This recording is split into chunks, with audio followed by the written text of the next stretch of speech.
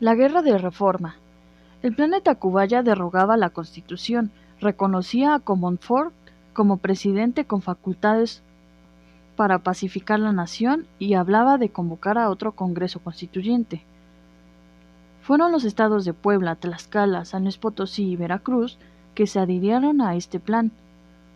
Benito Juárez y otros funcionarios fueron encarcelados. Los conservadores consideraban que Comonfort se inclinaba al lado liberal. Sin embargo, el 11 de enero de 1858, un pronunciamiento nombró a Zuloaga presidente. Comonfort se definió por el bando liberal y puso en libertad a Juárez y resistió durante 10 días hasta que firmó un armisticio y abandonó el país. Pero Juárez se trasladó a Guanajuato y desde allí manifestó que en su calidad de presidente de la Suprema Corte de Justicia, según la Constitución de 1857, él podía asumir la presidencia del país. De esta forma, había dos mandatarios, uno conservador y otro liberal, uno de facto y otro de juramento. Félix Zuloaga, por su parte, inauguró su gobierno derogando las leyes reformistas, para atraer a los conservadores. Mientras tanto, los liberales se reunían alrededor de Benito Juárez. 9 estados de la República se fueron por el bando de los liberales apoyando a Benito Juárez, y 12 estados de la República se fueron del lado de Zuloaga. A mediados de febrero, Benito Juárez estableció su gobierno en Guadalajara.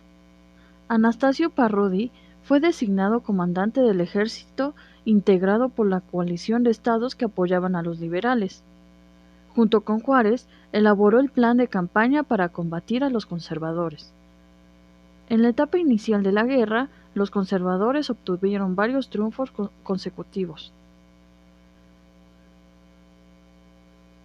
A mediados de 1859, la guerra llegó a una etapa de equilibrio de fuerzas.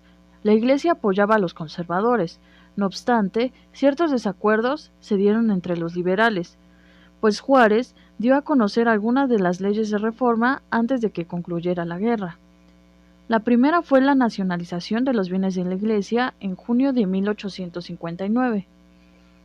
Esta ley marcaba la independencia absoluta entre la Iglesia y el Estado, y establecía que la Iglesia debía acatar la Constitución. El fin de la guerra. A principios del año 1860, en la última etapa de la guerra, los conservadores trataron de tomar Veracruz. El intento fracasó porque Juárez pidió a una escuadra estadounidense que detuviera 2 buques provenientes de La Habana contratados por Miramón. Miguel Miramón comandó el ejército conservador. A fines de este año, los liberales estaban muy cerca de la capital. El combate que dio triunfo a los liberales estaba encabezado por el ejército constitucionalista, el cual contaba con 20,000 hombres, entre cuyos jefes se encontraba al general Zaragoza,